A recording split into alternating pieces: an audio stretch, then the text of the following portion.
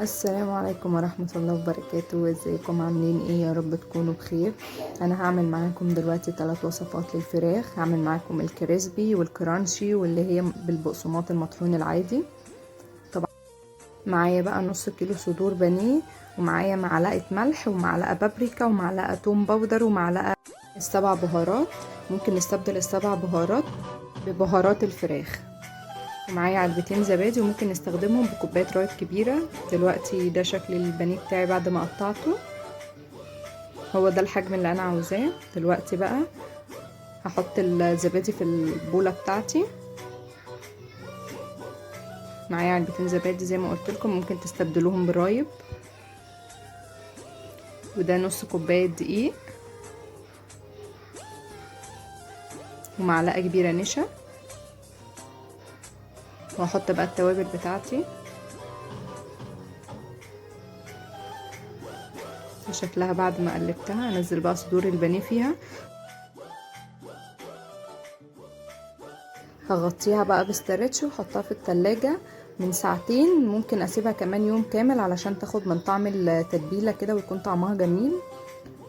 هنا بقى قطعت بطاطس صوابع كده هحمرها جنب الفراخ.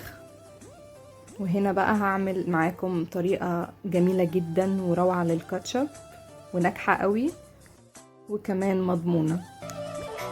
المكونات اللي معايا بقى معجون طماطم وربع كوباية خل ومعلقتين كبار نشا ومعلقة كبيرة سكر ونص معلقة ملح ونص معلقة فلفل اسود. دلوقتي بقى انا هدوب معلقتين نشا كبار في نص كوباية مية، لان انا لو حطيت النشا مباشرة على الطماطم هتعمل كتل كده ومش هتدوب خالص.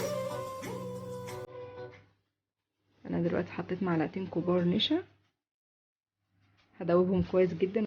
لازم اتاكد كده ان النشا كلها دابت معايا، مفيش حاجه مثلا مكتله من تحت.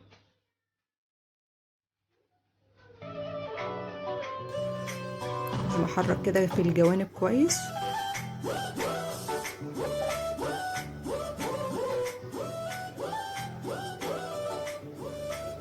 احط بقى معلقه كبيره من معجون الطماطم على العصير طماطم اللي معايا في الحله ده، واقلبها كويس برضو. هنزل بقى دلوقتي النشا. طبعا هي لونها فتح دلوقتي علشان النشا. هقلب كويس وهضيف لها بقى معلقه كبيره كمان من معجون الطماطم. هنزل بقى الخل بتاعي وهنزل السكر وهحط الملح والفلفل الاسود.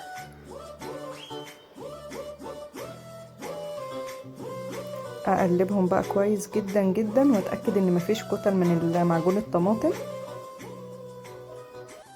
معلومه على السريع بقى كده، علشان الطماطم بتاعتي ما تصوفش في التلاجة لازم اغطيها خالص كده بالزيت. ده شكل الكاتشب بقى بعد ما خلص يا جماعه. بجد ما يفرقش حاجه خالص خالص عن اللي بنجيبه من بره. انا هحطه في ازازه عندي دلوقتي. ومعايا بقى كورن فليكس كده للفراخ الكرانشي. الكورن فليكس ده ممكن تجيبوه من عند العطار سايب برضو. انا هطحنه كده بس مش هخليه ناعم قوي. وده بقى شكل الكورن فليكس بتاعي بعد ما طحنته زي ما انتوا شايفين كده، مش مخليه ناعم. احط بقى الفراخ بتاعتي فيه دلوقتي.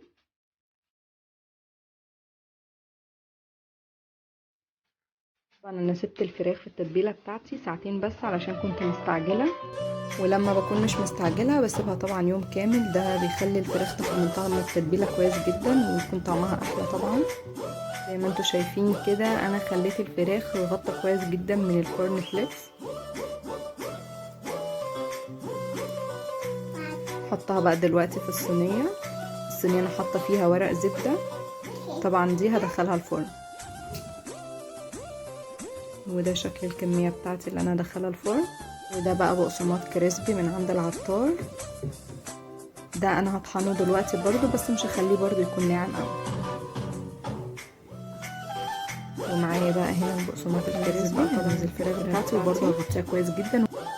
ده بيكون من عند العطار يعني سايب.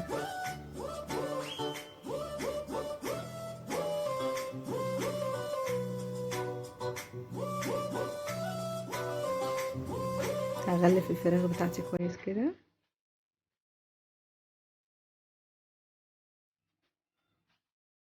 وده شكل الفراخ بعد ما غلفتها. دلوقتي بقى احطها في الزيت. واخر حاجة معايا بقى البقسماط المطحون، طبعا ده كلكم اكيد عارفينه. هنزل بقى فيه الفراخ بتاعتي كده، برضه هغلفها كويس. انزل بقى الفراخ بتاعتي دي في الزيت واخلص الكمية كلها وارجع لكم. واخيرا خلصت الفراخ بتاعتي وده شكلها. دي الفراخ الكريسبي، ودي الكرانشي، ودي اللي بالبقسماط المطحون. وبس. يا رب يكون عجبكم الفيديو، وقبل ما نختم الفيديو ما تنسوش تصلوا على النبي. اشوفكم في فيديو جديد، ولو عجبكم الفيديو ما تنسوش تعملوا لايك وشير وسبسكرايب. وبس، باي.